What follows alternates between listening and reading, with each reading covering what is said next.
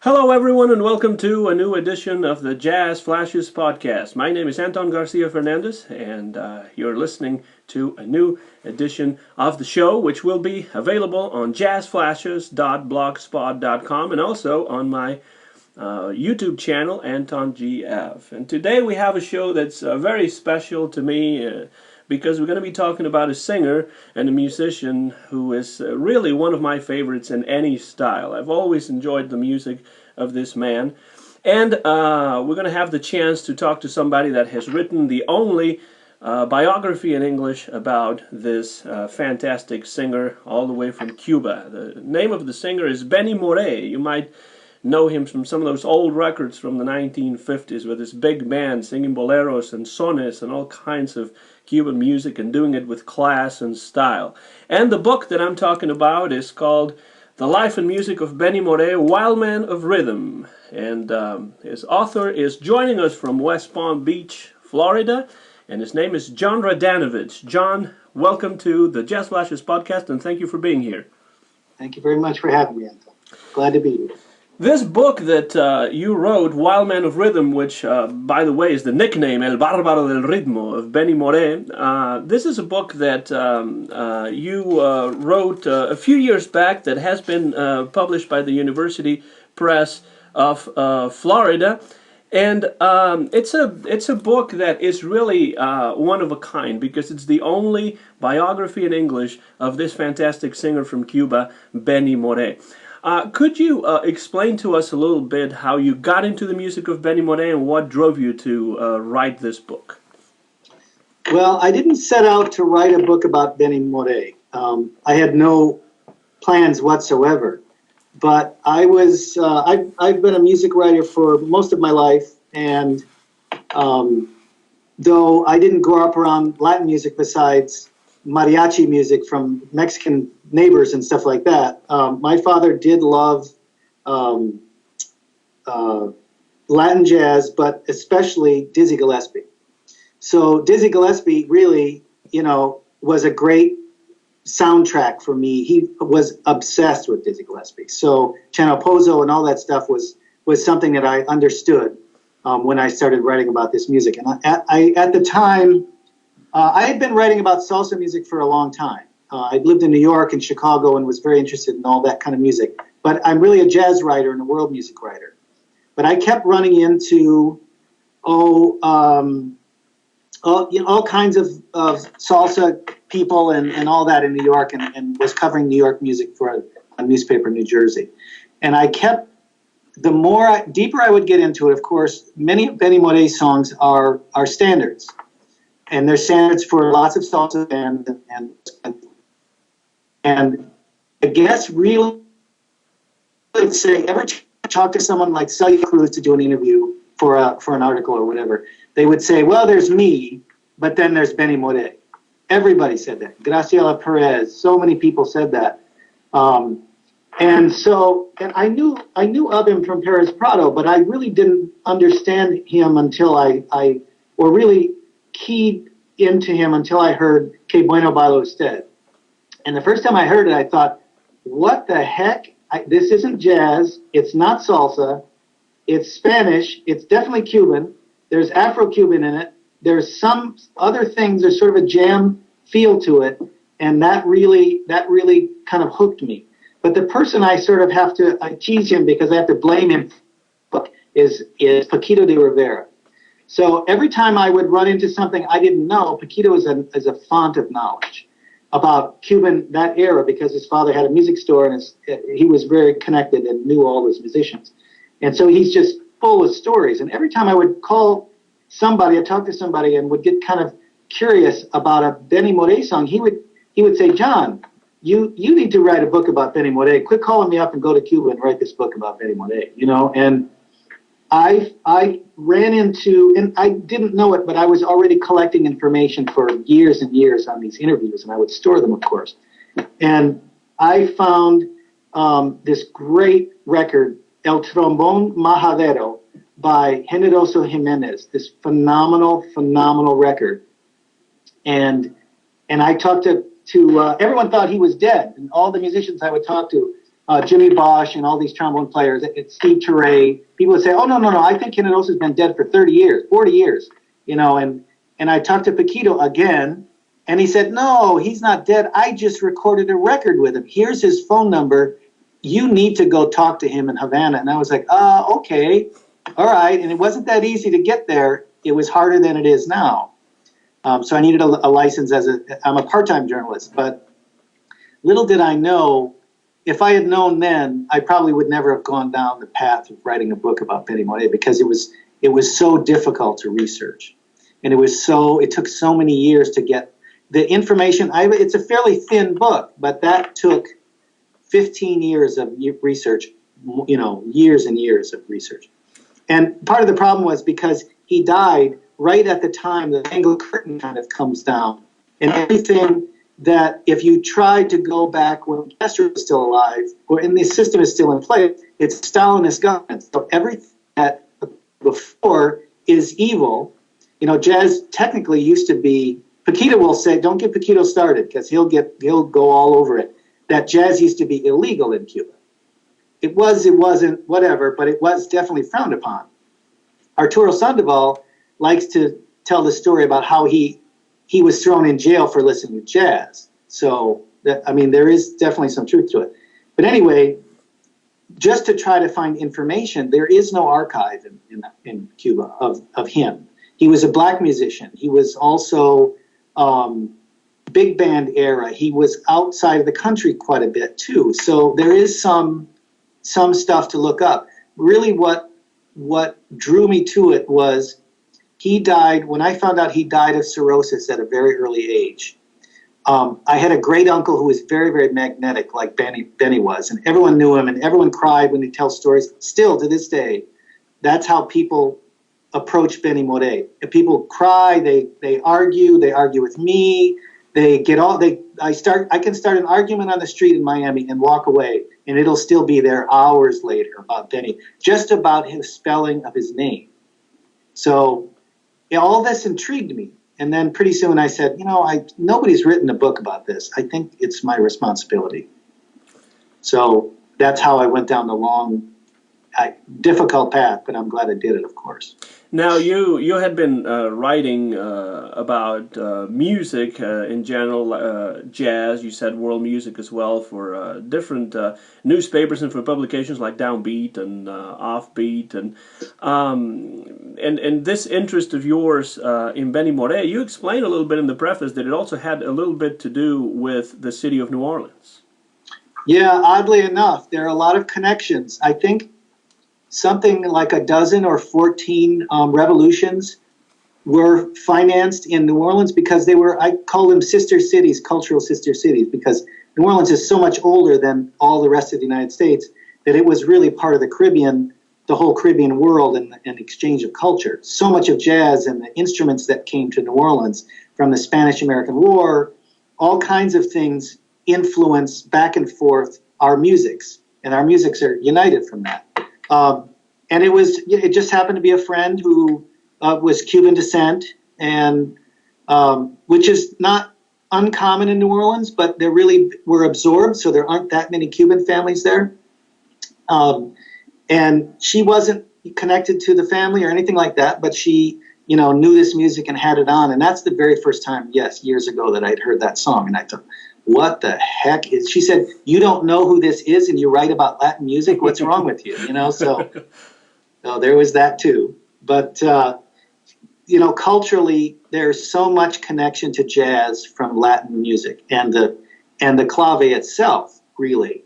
So the big bands, Benny was influenced by all the American big bands. Supposedly, he named himself after Benny Goodman. His house still has a few LPs, Benny Goodman. And he loved Guy Lombardo, of all music, but he loved the sound of big bands, and it's very obvious the way he finally orchestrated his most famous orchestra, his last big one, where all his hits was a full giant band. So Banda Gigante, as a matter of fact, what it was called, and all that orchestration and history and cultural history and even food and religion and all kinds of stuff, art, music. There was an opera house in New Orleans. There were two French opera houses, and there was opera that came to Havana and New Orleans long before it ever came to Boston or New York. Many, many years. So they really, it's cut off now, but it was an interesting thing to, and once the longer I researched Havana, it would always have, there would be New Orleans in there a lot of the time, not just Spain, but New Orleans as well. So that was, yes, the preface to my book. So I guess that Benny Moré did like both what in America and the United States were known as the hot bands and also the sweet bands. And I think you can tell that a little bit in his style, because some of his music is so wild and raucous, and some of his music is also so romantic and slow and good for dancing. So I can see those two influences there. However, Benny Moré, as you mentioned before, if he named himself after Benny Goodman or not, his real name was not really Benny Moré. He was born in 1919, and at first, he was not a musical person at all. He lived in a really small town. How did Benny Moré go from living in a really small town in Cuba to becoming one of the central figures of the music in Havana in the late 40s and early 50s?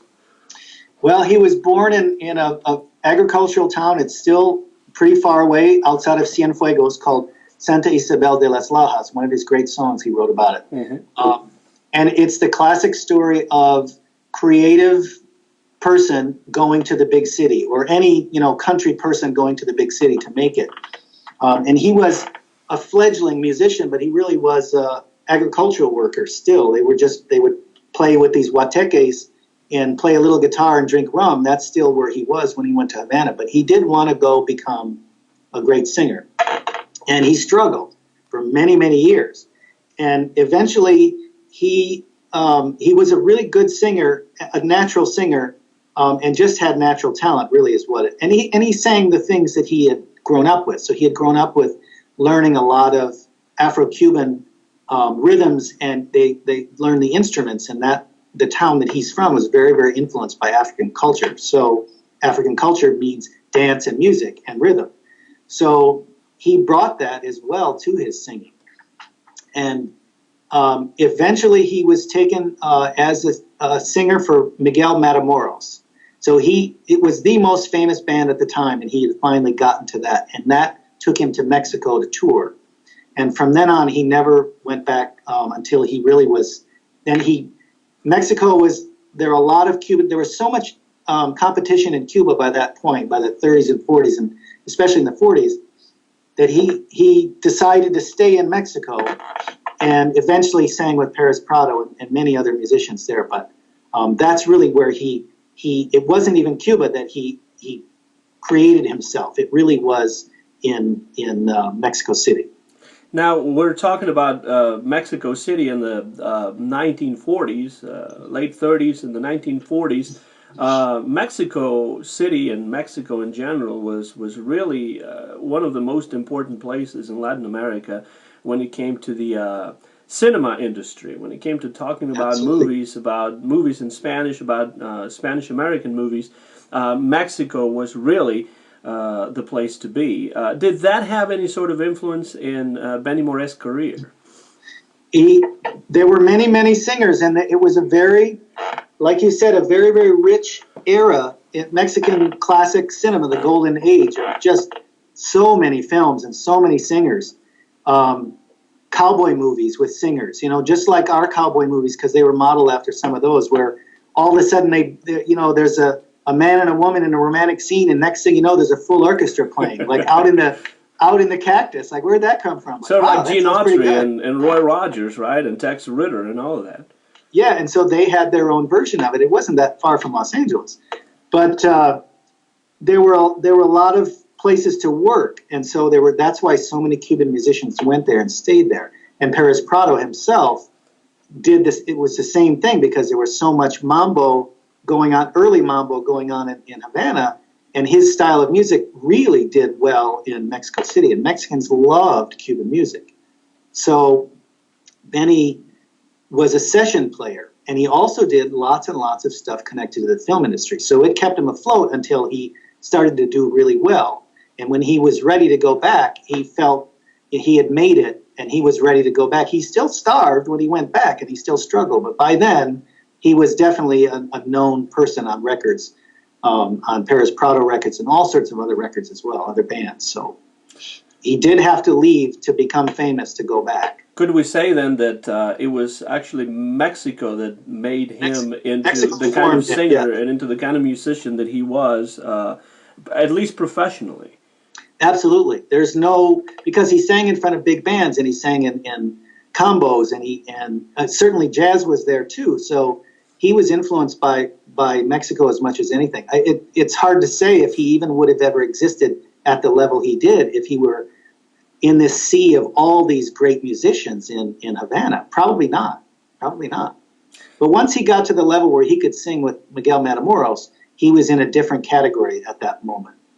So, you know, that's also his natural talent as well. So now, if we know something about Cuba in the last, 50 odd years, it is hard to imagine what Havana was like in the 1940s and in the 1950s before Fidel Castro arrived and changed everything. Culturally, it was a hotbed of just about everything, but musically, particularly, it was incredibly rich. Could you tell the listeners a little bit about what that atmosphere was like in the 1940s in Cuba and in the 1950s? Because it was, from my point of view, incredibly fascinating. And you got a chance to actually travel to Cuba. Not back then, obviously, but you were there talking to people who had been there. And this is one of the amazing things about this book, Wildman of Rhythm, The Life and Music of Benny Moré. What was it like in the 40s and 50s in Havana? well, that really fascinated me. So that was yet one more interesting thing about his life because of where all the places he had been throughout history. But there was probably nothing like it except maybe Paris in the 20s, New York in the 20s, jazz era, Chicago to some extent. Because the American mafia were welcomed by Batista, there was so much money that wasn't being taxed. So there was just enormous amounts of money, and it was America's playground. It was a playground for Europeans as well, and South Americans, but largely Americans. So the casinos had so much money, and just like casinos now, they try to bring in entertainment or cheap entertainment, so of course you leave your money behind. So many casinos and so many bands were also, there was Cuban radio was beginning to be very, very big in those days. And Havana radio was gigantic. So bands, even full orchestras, had the possibility to play in a casino and pay their rent, and pay their bills, but also to play all day long in matinees and everything. And I think it's safe to say that Havana is still the most musical place on earth. It still is. Everything is musical about Havana. El Manicero really exists there. The guy who sharpens knives really exists. They all have a song. The women hear it. It's like the ice cream man, but he's singing a song. Helados, helado, whatever it is that they have. And everybody can play something. Everybody can dance. Everybody, all that. And so the big bands were all there. It's as if New York and Paris and Chicago all had the big bands in one, all the great big bands in America, all in one place, all the time, every night. So the problem was, if you look at listings of what band you'd want to see, it would be, you have to pick between Duke Ellington, Benny Goodman, Stan Getz, let's say even, or like a Woody Herman kind of a thundering, like, go on and on and on for all the big bands or the combos as well. And it was just phenomenally rich in culture and music, but especially music. In many ways, I wonder how did this back and forth influence happened for Cuban musicians? Was it that records from the United States were available over there, or broadcasts were available over there. We know that a lot of the musicians from the United States actually did travel to Cuba at some point or another. How could we explain that back and forth influence between musicians from the U.S. and Cuba at that time? Well, it really begins as early as recorded music. So Cuban music, really, RCA Victor started recording Latin American music very, very early. Manicero and all these kinds of orchestra. It sounds even very dated today. It's very tinny, 20s, a lot of vibrato. But a lot of that music was even sold in Africa, West Europe. That even influenced African bands, but it also influenced all of the Caribbean, including New Orleans. So that you have to really begin with New Orleans, but then eventually New York. And so Jelly Roll Morton talks about the Latin tinge, and there is definitely a clave in jazz. It's very obvious, and rhythms and African rhythms that were similar to each other. So the African rhythms, the Western African rhythms that were already in Cuba and other places in Central America, in Central America and in the Caribbean, were very, very similar to a lot of the ones that were in the drumming here. So when they started to cross-pollinate with their music, so the big bands and even the smaller bands influenced Cuba, and the Cuban bands started to influence in New York. So it really, and then you start to talk about Chanopozo or later stuff, then it really, really very obviously they start to collaborate together. People like Bebo Valdez were really obsessed with American jazz, very obviously. You just hear one of his compositions and you know it. Chico O'Farrill, very, very influenced jazz. So it's a really rich, great tradition, and it's still recognized today. It still happens today, So, Bebo Valdez's child is still back and forth, still influencing people, and all the musicians who leave and come here, still those crazy drummers and piano players, they're still influencing people now. So. And of course, like you said, radio as well. So the broadcast from Havana or the broadcast anywhere else, Nat King Cole used to play every year, and he loved to go to Cuba. And Benny met Nat King Cole many times. That was his favorite singer of all time, really. So they were already, even in the late 30s and 40s and 50s, they were already connected. So. You definitely can hear a little bit of that Nat King Cole sound, especially in the ballads, in the slower songs, like Te Quedarás or Como Fue, some of those classics by Benny Moré. You're listening to a new episode of the Jazz Flashes podcast. My name is Anton Garcia Fernandez, talking to you from Northwest Tennessee and down in West Palm Beach, Florida. We're joined by John Radanovich, who back in 2009 published this book called Wildman of Rhythm, The Life and Music of Benny Moré. Now, Moré made most of his records in the 1950s, if I'm not mistaken. He might have recorded before then, but most of the compilations that I have usually list the years of the 1950s as possibly the most prolific of Benny Moré. It was also the time in the 40s and 50s, you mentioned the connections with the mafia. There were a lot of big stars in the movies and in music from the United States that traveled to Cuba and went wild over there, as you mentioned in some parts of the book. But one thing that I think would be interesting would be to try and understand what it was that Benny Moré found in Cuba when he went back to Cuba from Mexico, and how he fit into this world of music and entertainment that was going on at the time in the late 40s and early 50s in Havana. How did he fit into that scene? Well, I think by then he wasn't just a singer. He really he saw himself as a band leader.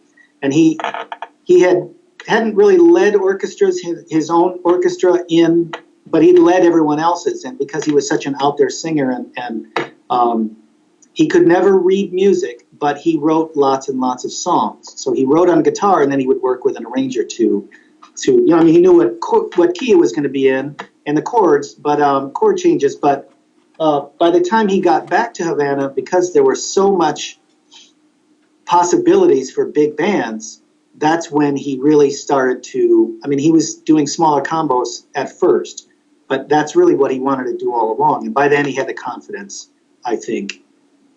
He had really turned into a real singer and was very capable of leading the big band. So he just had to get the right members together. And funny enough, I mean, two of his first cousins were in that giant band. Chocolate Armenteros, a great trumpet player, and who I also interviewed for my book, and Benitez,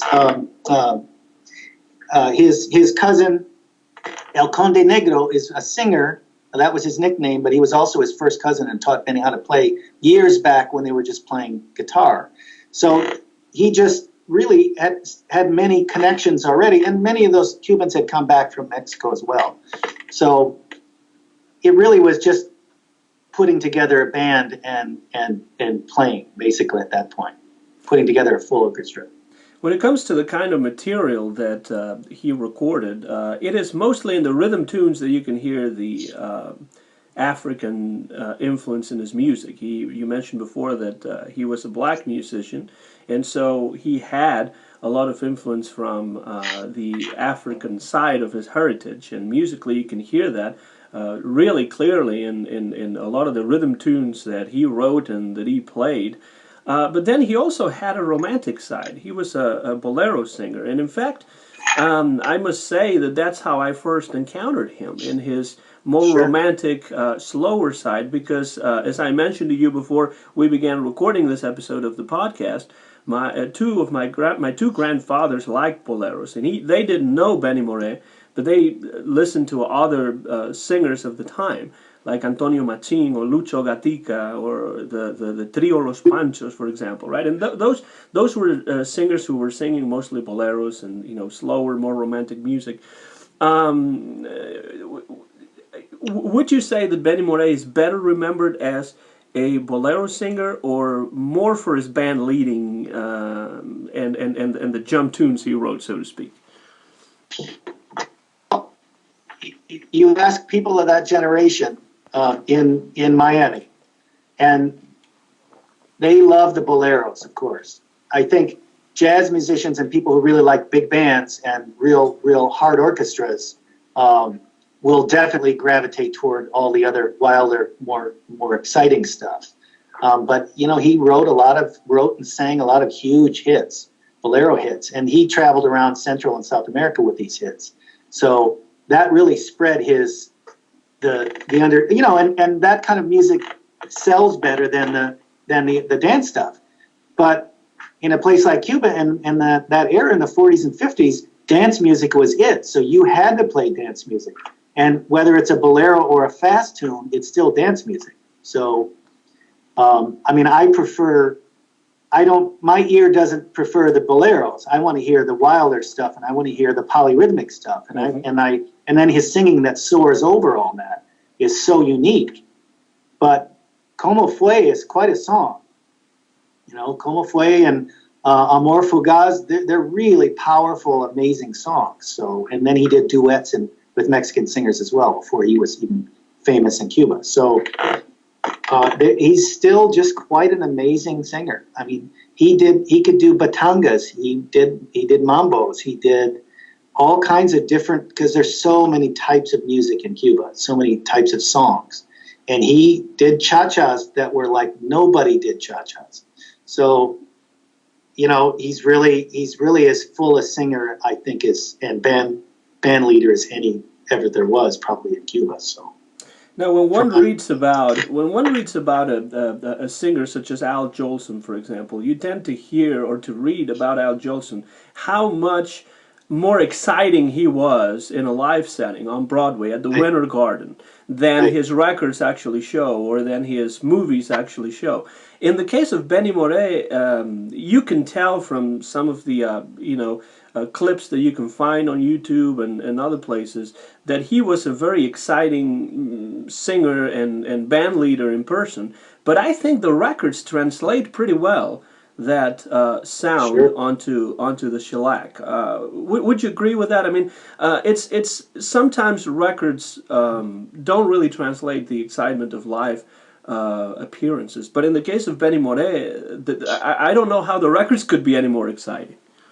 They're really exciting, and certainly those bands, you wanted a live band. Those recordings are only 2 minutes 40 or whatever 78s are. Not very much, but yes, there's all kinds of stuff on YouTube, and there's stuff all over. People have recordings, and there are lots and lots of radio recordings. So that stuff keeps appearing. People bring it out. It's all over the world now. But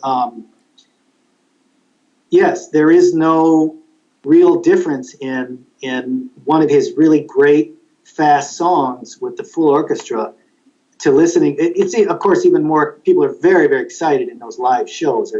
They sounded very wild, and it was because it was a wild time, and the orchestra was so wild. You know, he's very famous for showing up extremely late, and he was a real heavy drinker. At a time when everybody was a heavy drinker, he was known for being a real heavy drinker. So he was famous for not showing up to a concert, a big paid concert, until 11:30, whatever it was, and he was supposed to be there at 8. But then he would play till 6. So he would say, you know, let's just keep going, and that's how that era was just let's just keep going. You know, it must have been really amazing. I've heard so many stories about people. Everyone has a story in Cuba from that era. Even if they were a child, they have a story about Benny Moré. Going by, saying hello, shaking hands, buying them a rum, you know, whatever it is. Everybody has that. It was this convivial, wild, crazy time, and it was just a moment in time too. It wasn't really all that long. So once the revolution happened, that was it. It was done. So, you know, people look on it with a lot of nostalgia, but it was a very exciting time. Now, he was quite the showman on the level of somebody like Cab Calloway, for example. Absolutely. He definitely had something to do with. He knew who Cab Calloway was for sure. Now, you have talked to people who knew him, who were there for those shows. How is he described on stage? How was Benny Moré like on stage, according to the people with whom you've talked about this? So many musicians or people, you know, I've heard every kind of story about hearing him in a sugarcane field singing for a county fair kind of a thing. Everything to the great hotels and the great casinos and all that kind of stuff, or outdoor concerts. But the musicians were always the most interesting to me, because everyone else it was a wild, crazy party, and maybe they weren't quite listening. Some people were listening. Some people were listening very closely to his music. But the musicians often would say that when he was very sick toward the end, that he could rally and still his voice wouldn't crack. He would still give everything he had. He was dying of cirrhosis, yet he would get up and still again sing till 5 a.m. for the third night in a row. And he was a phenomenal dancer. That's a lot of what he learned as a child, the African dances and the drumming. So he really was a great conga player and could play any African instrument. So he would also mix all that up. But it really is the excitement that people talk about. And there's so much joy in his music too. People really, really, I can make a phone call right now to someone in Miami and talk about Benny Moré and get them crying in 10 minutes, because it was such an exciting time, and he was all part of that excitement. Benny Moré was definitely not just as a musician, as a band leader. He was not only a model to be followed by the rest of musicians around him. He was also a man that apparently seemed to inspire a lot of loyalty in the musicians that he played with. Was that part of his personality to be, was he that kind of magnetic personality that, from what you've heard, that would make the musicians maybe want to play with him no matter what, no matter how big the pay was? Well, he drove them crazy too, because he wouldn't show up, and he was supposed to show up, or he He always probably overpaid. He's known for always taking care of everyone. He didn't really care about money and fame so much. He just loved the music. He loved people. He could never say no to a pretty face or somebody sitting at a table. He would go over with a bottle of rum and say, "Hey, you guys aren't, you don't look like you're having a very good time. Why don't we?" He was always known for being so super social, and that was also part of his musical family as well. So he treated them very well, and it was also, if there was a band to be in, you wanted to be in Benny Moré's band, even if he drove you crazy. You still definitely wanted it. But he didn't drive people crazy. He wasn't like crack the whip and fine you for cursing kind of guy. He was just out there partying all the time, and you were at this recording session and everybody showed up and he's not there and he shows up drunk. Oops. That's the kind of stuff that they had to put up with. So even if maybe he got his name from Benny Goodman, he was nothing like Benny Goodman in that respect. Oh, no. Now, we've talked about how he went to Mexico. He also appeared in other Spanish-American countries, but he only came to the United States once. Is that right? No. There isn't much record of it, but he went to Los Angeles a couple of times. There is a rumor that he played for either the Oscars or the Grammys once at a party, not appeared. But he did play in New York at the most famous salsa. Now they eventually became the great salsa clubs in New York. He did play with Machito there. He would visit Machito all the time, and he did go to New York fairly often. There just isn't much record in the United States record, but a lot of musicians remember those tours. Not with a great big full band, but he did play with Tito Puente and others at like the Palladium and these places that were the big great dance halls in the middle and late 50s. How could we explain that? The fact that somebody who was so popular in Havana did not appear in the United States a lot, or at least in not very highly publicized venues? Well, he never learned English, so there's that. He was a black musician in the Jim Crow era.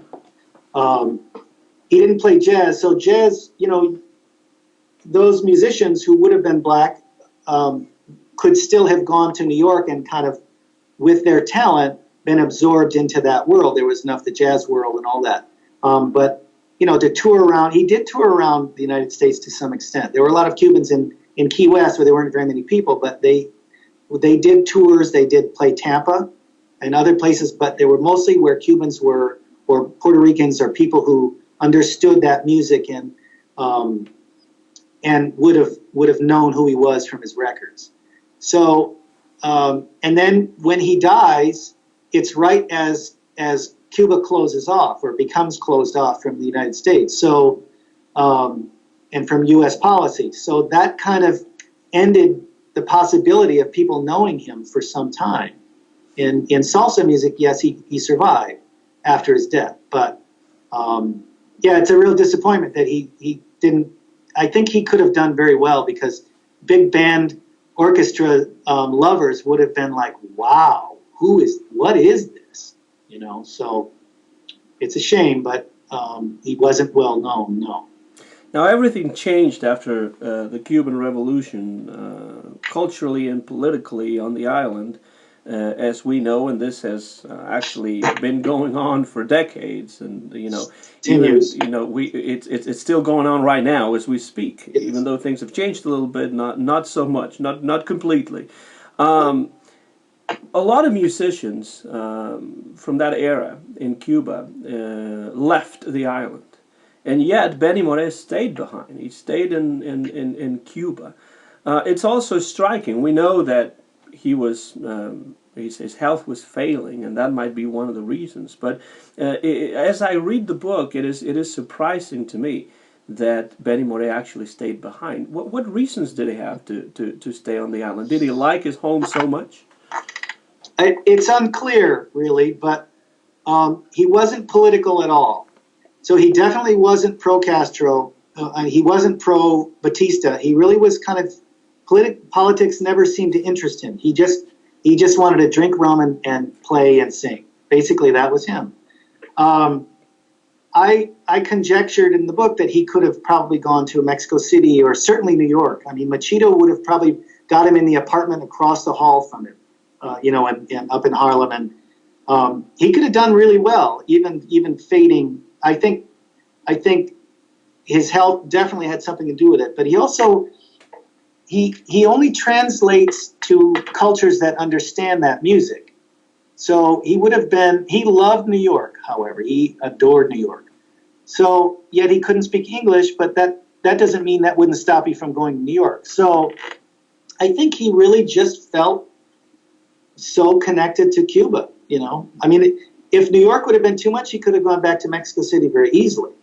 But, perhaps things had changed so much for the orchestras, and I don't know. I think he kind of knew that his time couldn't have been that long because he would have health scares, and he knew he was not feeling very good. So it's just an accident of history that he dies just after Castro comes to power. He played a few concerts for the new government. Castro, the first time, came to his house to ask him to play, and he said, "Sure, I'd love to." But after that, he didn't come to his house, and he kind of ordered him to play. And some of the musicians kind of grumbled that Benny didn't really like that, but he was going to go along with it. So, in a way, he kind of sealed his greatness because he dies right when he doesn't have to struggle. Celia Cruz, who was completely cut off by Castro, hated her for leaving, that she couldn't go back for her mother's funeral. But it took Celia Cruz 20 years to become what she had been and become who she became ultimately for going to New York. So I just imagine him thinking, oh, God, I'd have to start all over and, pick up bands and he can't just drive around drunk in his beautiful new Cadillac. He would get a Cadillac all the time. He called it his poo-poo. And so he would just drive around and drink and crash one and he could get away with that in Havana, at least had gotten away with it. Mm-hmm. He also seemed to be a man of very simple tastes. From your book, one gets the idea that he would much rather be at home sitting down with his guitar than being in the hustle and the bustle of the city. And maybe he thought that if he moved to the United States, he wouldn't be able to do that. Yeah, because where he lived, and his house is still there, his daughter is there in Havana. It really was like a little finca there. He had pigs and he had donkeys and it's essentially a suburb. It's a very old suburb, of course, because it's Havana, but it's not that far from downtown Havana. And, he had all kinds of chickens and ducks, and he had basically as a plantation because he would cut his own. There's some pictures in my book of him cutting. That's really what he wanted to do, sit out and smoke a cigar and drink black rum and, and play his guitar. But he also had a lot of sense of humor, so he would raise pigs and give them names like Celia Cruz and Celeste Mendoza, and then he would butcher those pigs himself because he was from the country and serve them to his guests at his parties and say, "Guess who we're eating now?" He was a jokester, so he couldn't have killed pigs in Spanish Harlem, no, and served them to Machito. But your book has lots of pictures in it. I really love the pictures of him that you included in the book. It gives you an idea of what a fun, eccentric personality this man definitely had. But one of my old-time favorites is this one here that, of course, whoever's listening to this can't see it, but it's just a picture of him in his later years with a cigarette in his mouth and a guitar in his hands. Yes. And just looking out towards the horizon, kind of absent-mindedly. And one of my friends who saw this picture, one of my colleagues here at the university, said, "Well, he doesn't look that different from a blues singer." Yeah, it's definitely. Music of African influence, very strong African influence, that's connected to a European influence, then married together, and comes from a rural area. So he might as well come from Mississippi, and that's the same thing. He was just this country guy playing on his guitar and drinking rum and with a hat. You know, he looks just like a blues singer from Mississippi for sure. So that was also toward the end of his life. He was very sick by then. I think he was kind of pensive, and at that moment of that photo shoot he wasn't feeling too well. He was definitely getting toward the end. So. You're listening to the voice of John Radanovich, joining us from West Palm Beach in Florida, and he's the author of this wonderful book, Wildman of Rhythm, The Life and Music of Benny Moré, that the University Press of Florida released back in 2009. It's 9 years ago, and it's a book that I first read just a few years after it was originally published. I've read it a couple more times since, and I always go back to it when I'm listening to the music of Benny Moré. My name is Anton Garcia Fernandez, and this is a new episode, number 10 already, of the Jazz Flashers podcast, which you'll be able to listen to on YouTube, on my channel, Anton GF, and also on the Jazz Flashers blog at jazzflashers.blogspot.com. You mentioned at the very beginning of our chat that you ran into some difficulties when it came to doing the research for this book. I imagine that, you know, when you began doing the research for this book, it wasn't as easy to travel to Cuba as it may be now. What difficulties did you actually encounter as you were working on this book? Well, being in Cuba in general is not what Americans romanticize it to be, because they've heard all the stories about the cars and the cigars and the dance girls and whatever, all the stuff that that Americans connect to Cuba. It's very difficult to get around, but most importantly, it's very difficult to make phone calls there. It's difficult to find people. So the first foolish thing that I had to learn was that there are no archives. And I said, well, okay, well, you know, besides, even if there were a National Archives, the moment you go to the National Archives, you then pop up on the radar, and the government is going to assign somebody to. It's supposed to be a friend and help you, but it's a person to keep their eye on, a minder.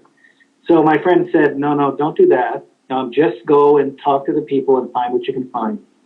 And I said to someone there, the first visit, I was so naive. I said, okay, if there's no archives, where's a photocopier? And they all thought that was pretty funny. And because it's a Stalinist government, you don't, to transfer information even via something like that is actually quite dangerous. And they said, oh, well, the closest photocopier is in Hialeah. They definitely know Miami, and they know New York. They know a lot about the United States. And I said, Hialeah, you mean the suburb in Miami, Hialeah? And they all laughed, haha, yes, that's probably the closest. And then another guy said, no, I know where there's a closer one. And I said, yes? And he said, in Cayo Hueso. And that's what they call Key West. And I was like, Cayo Hueso. It's in Key West. Okay, I get it. There's no photocopier. So just to find material, plus if you can imagine, there was never any money for archiving material. So film and all that would all have been destroyed by the weather and humidity and the heat and hurricanes and whatever. So really, so much was anecdotal. But I like Enrique Benitez, who is his cousin, like I said, his first cousin, wrote a bunch of his songs and actually taught Benny how to play guitar. I met him there. El Conde Negro was his nickname. One of Benny's songs is El Conde Negro, great one. And we talked on and on about all the recordings that he had been on, all the sessions, and I taped all this. We talked about 2 hours about all the most famous songs. I'd ask about this and that. Finally, and he was older, but he's still pretty sharp. But he paused and he said, I don't know. And I said, what do you mean? You don't know? Who was there at that time? And you don't, and he said, no, I think we were really drunk in that session. I can't remember which song it was. And I said, oh, well, yeah, I've heard that pretty much all the sessions were all just rum, and Benny always wanted to be, drinking and partying, and some were smoking weed even, so it was like, oh, I hope you were paying attention. So they did something right in those sessions. And he said, no, I don't mean we were drunk then. He said todavía. And I said, okay, you're drunk. And he said, yes, from 1939 to 1958, we were really drunk. And I was like, oh, no. Now, everything you just told me may not be, and I'm a music historian, so I wanted to make sure I got everything correctly. I kind of had to put everything into perspective. That was another lesson as well. Like, people tell you all kinds of crazy things, like even the way Benny's name is. Some of the old recordings have his name spelled as B-E-N-Y. Mm-hmm. People will get in a fist fight about whether his name is really B-E-N-N-Y or B-E-N-Y. So there's a lot of taking with a grain of salt in researching a character like Benny. You say that people get into almost fist fights over the spelling of his name, and it is true. On some of the records you can see only one N, the way it would be in Spanish, because there's usually no double N in Spanish, right. Very, very seldom. Right. And in some other records, like the one I have here, a compilation on CD, it's spelled with double N. What was that about? Why is it that you say that people talk about this, and it's kind of surprising. I noticed that because in some of the records it's written one way, and some of the other records is written in a different way. Is it basically a difference between whether the records were made in Cuba or if they were released somewhere else in the United States and then maybe it was anglicized? What is it about that name? There are a zillion theories and no one has any idea why. The early recordings didn't always show him, because if he was a studio session guy for whomever. But there are some recordings in Mexico that were B-E-N-Y. Mm-hmm. His name was Bartolome.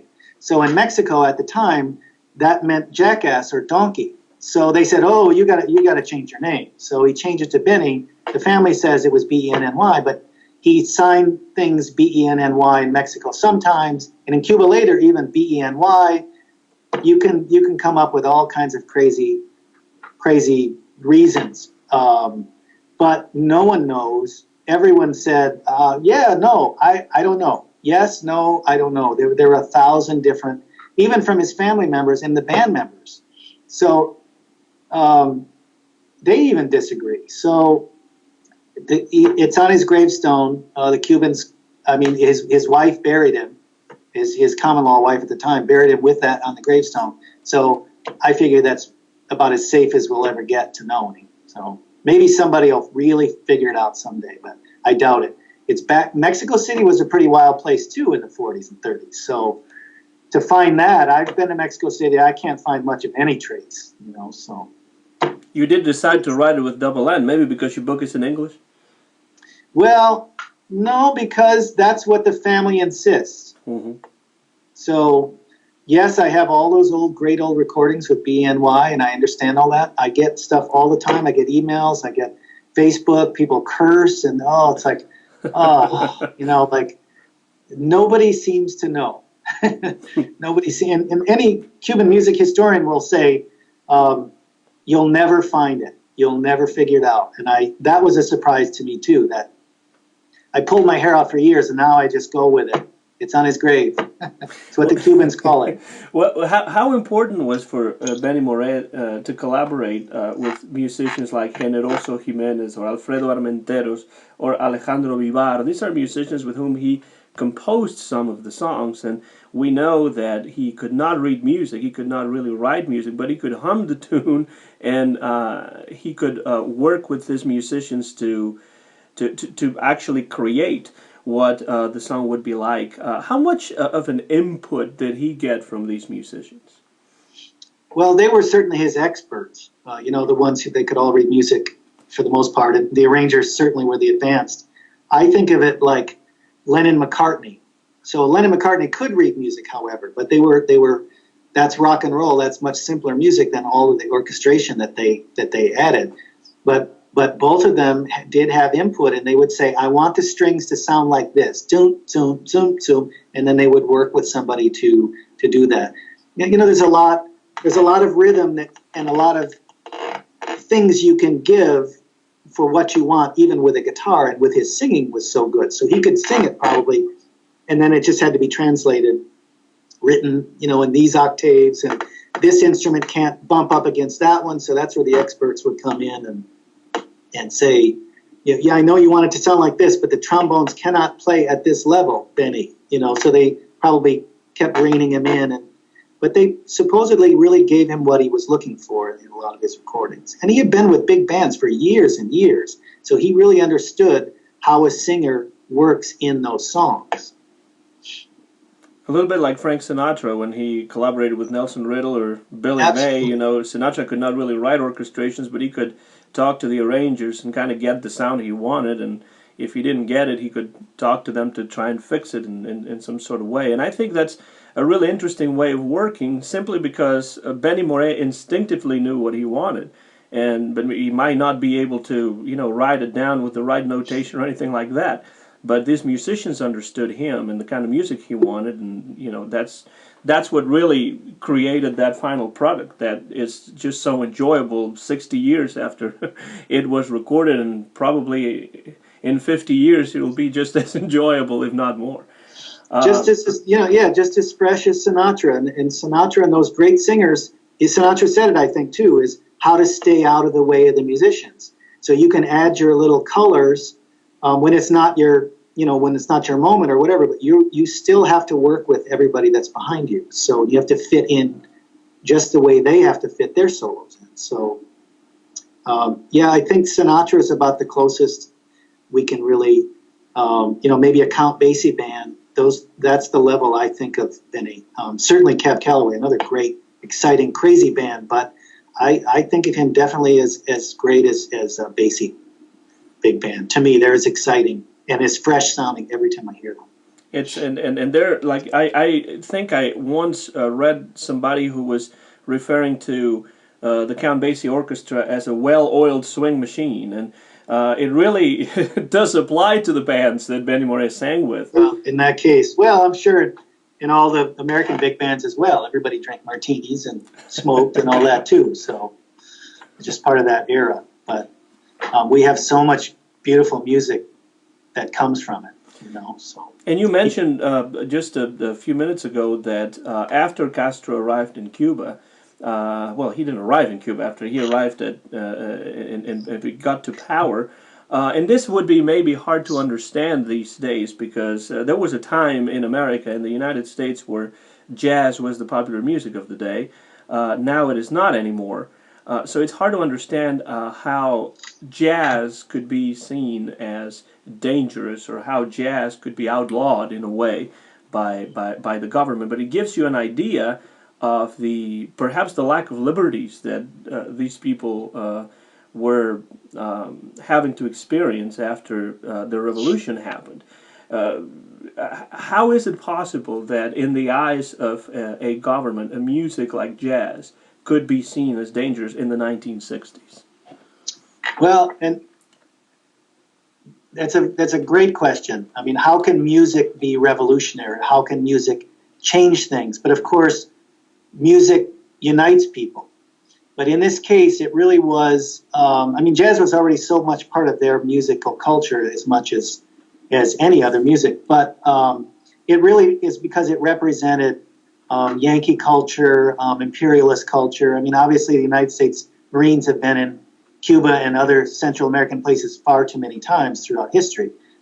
So it really represented, it was a raping of the country as well. I mean, the mafia there and Batista they lined their pockets. That was really, and there was murder and torture and prostitution and all that, and drugs as well. So it really, Castro seized on that as just one more thing of the oppressors. So, there's some truth to that, but eventually that just became one more thing to control. So I guess it represents also the regime of Batista that came before, the idea of trying to break with the past as clearly and as clear cut as possible is maybe what they were looking for. But of course, fortunately the music lived on in the United States. It became a huge trend in music within jazz. This Latin jazz fusion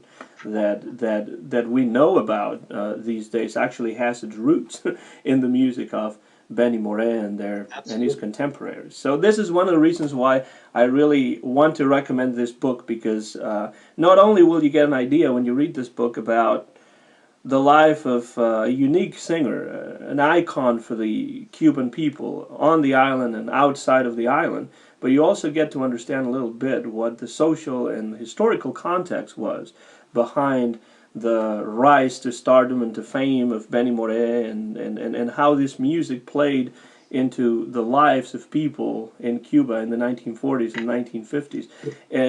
Ultimately, trying to wind down our conversation, why do you think Benny Moré is remembered in such a passionate way by the Cuban people? I'm sure there are different reasons, but how could we explain this? Well, his singing is very exciting. So his boleros, his ballads are very, very, very romantic, very rich, much better than most kind of pop love songs like that of that era. Even of now, he's a very different kind of a bolero singer. The big band's very, very exciting. So that stuff will always attract people, new people. Benny became very big in Spain. He's huge now. The Spanish are probably the most obsessed with Benny Moré music. So he will continue to attract people for that, but he also belongs to this golden era of music and the bands and the 50s cars and the suits and the dance reviews and all the great Tropicana clubs and all that kind of stuff. So that's also part of why he's so interesting and exciting to anybody who's interested in the music and the history. Definitely too bad that he was not alive by the time the Buena Vista Social Club sessions came around. That's for sure. That's right. Yeah, but all that legacy of that music was still around. That's why all those guys were all starving, because all that music had gone away. And so they're out there, doing whatever they could just to live. And they weren't even, Ruben Gonzalez didn't even have access to a piano. He was this unbelievable piano player. So it all languished. And so we can still get a sense of what the really excitement was just from the recordings now. Now, some people out there might be listening to this show and they may have never heard of Benny Moré, or maybe they've heard his music and they don't realize that they have. That's also possible. Would you be able to recommend any CD or any compilation that anyone that would like to get to know the music of Benny Moré, or still get interested in it or started in it, would try to find? What kind of CD or LP compilation could be out there that somebody needs to have if they want to know who Benny Moré was? I think it's very important to have, and very exciting to have, the music that he did with Perez Prado. And then you're also going to get Mambo Number 5 and all that kind of wild, crazy stuff with the Volkswagen honking and all that. So for years, I didn't even understand that when he says Dilo or I always thought that was Benny, but it's not. It's actually Perez Prado. But his mambos with Prado were really exciting. And then I think his big band stuff, the most interesting is, the biggest compilation is a Spanish compilation called Grabaciones Completas, complete recordings of the Banda Gigante, his giant band.